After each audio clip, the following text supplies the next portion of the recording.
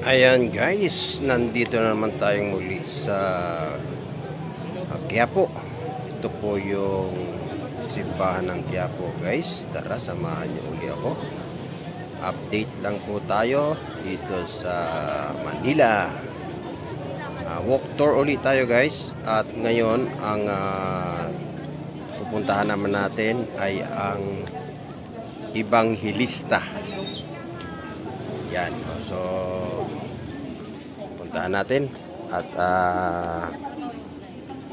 lakarin natin hanggang rekto kung ano ba ang sitwasyon dito sa Ebanghilista. So sa ngayon nandito tayo sa starting point po tayo dito sa Quiapo Church at itong nilalakaran po natin ito ay Ebanghilista na po ito guys.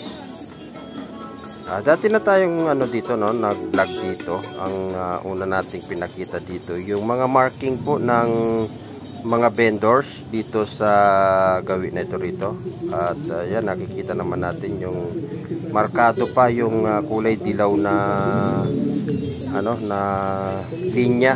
Ayan sa magkabilang gilid kung napapansin nyo guys. Ayan. Ngayon, hindi tayo, nung nakaraan, hindi tayo dumiretso dito sa Ebanghilista na to. Kaya tara, silipin naman natin dito sa gawin na to dito. Kung implement pa ba, yung kung nasa ayos pa ba yung ating mga vendors dito. So, as of now, maaliwalas ang paligid sa gitna ng kalsada. Ayan, at nasa guhit pa naman yung ating mga vendors, no?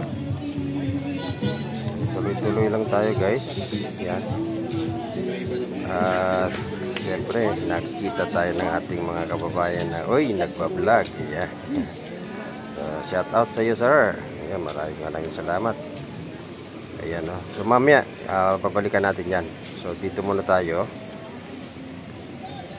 Tuloy-tuloy lang yung ating paglalakad at ini-enjoy natin yung ating pag-walk tour.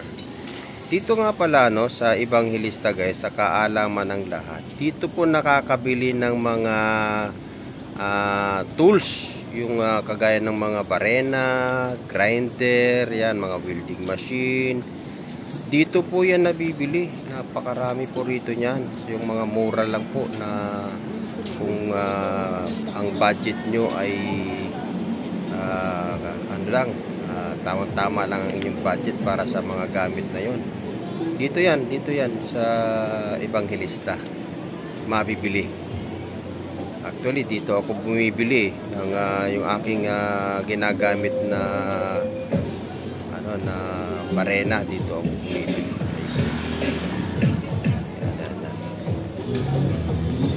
Tayo medyo na traffic na tayo dito ng kote dahil may isang truck. Makakaway pa yung iba. Parang natutuwa sila at nakakita ng vlogger. So ako naman nag-i-enjoy at natutuwa din sa kanilang pagtanggap sa akin. So yan, ito. At mapapansin din natin, marami din solar dito na tayong nakikita na binibenta. Marami rin dito. So dito sa Ebanghilista halos kompleto. May mga parts din dito ng motor, parts din ng mga kotse o sasakyan. Meron din tayong nakikita dito ng mga binibenta. Kaya kung tutuusin, napakarami po talaga dito mabibili. At halos karamihan ay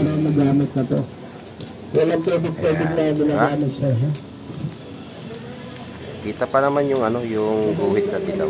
Yung nga lang medyo natatampunan na. So sa pag-upo kaya ni Mayor ma-implement kaya ulit ito.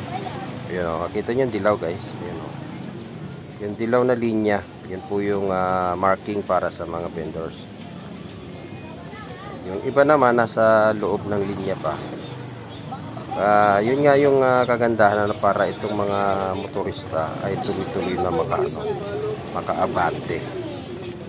Ayan. Yun o, nakita nyo, ang daming solar light, ano. So, dito nabibili yan sa ibang lista. Yan, halos solar light. Yan, yung mga yan, masari-sari din. Pero halos karamihan ang napansin ko dito, guys. Yung construction na tools. Barena nga, yung mga barena, grinder, iba't ibang klaseng mga pait. Yan, yung mga ginagamit na lagari. Yan. Dito yung nabibili sa mga naghahanap ng mga ganyang tools na mura lang, dito na kayo pumunta sa ibang lista. Ayan. Yung dulo na yan, recto yan, ay LRT station po yan. Yan, LRT station yung ating dulo na pupuntahan. So dito medyo sumisikip na nga ng kaunti at may basketball court pa nga tayong nakita dito at itinabi na. Ayan o, itinabi na. Sige lang. Ayan, tuloy naman ang paglalakad natin. Ayan. So, medyo malapit-lapit na yung recto na pinabaybay po natin. Ayan. Agala-gala nga tayo dyan, kasi dito medyo sumikip na. May katrapika na ng kaunti dito. Ayan.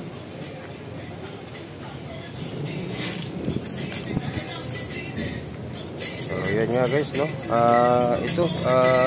Ginawa ko po itong walk tour na ito. Ang oras po natin ay nasa alas 10 ng umaga. Yan ha. Ginawa po natin itong walk tour na to alas 10 po ng umaga. Ayan guys. Malapit-lapit na tayo sa LRT station. Yung LRT station po na yan going to Santolan. At ang endpoint po ng LRT na yan ay sa Doroteo Jose. Yan o, Doroteo Jose. So, yan. Yun, traffic na tayo rito.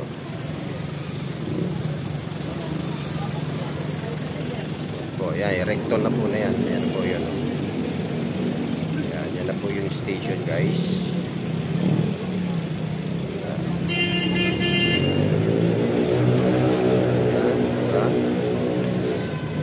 Madaling-madali lamang po puntahan itong Evangelista, guys. At hindi kayo maliligaw dahil yan ang LRT.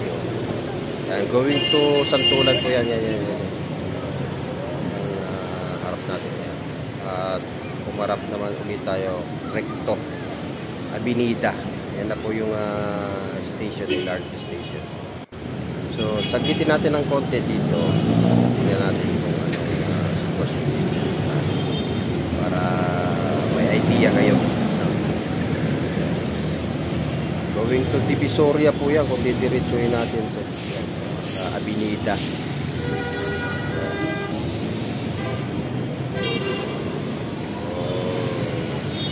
Saglit tayong pinuntahan dito para makita din natin kung ano meron dito. Yan nga guys, no? Maraming salamat ulit sa pagsama sa ating walk tour. Kung may magsasawa na samahan ako sa ating paglalakad. Ayan, at marami tayong makikita at matutunan. Salamat po ng marami. Yabag is vlog.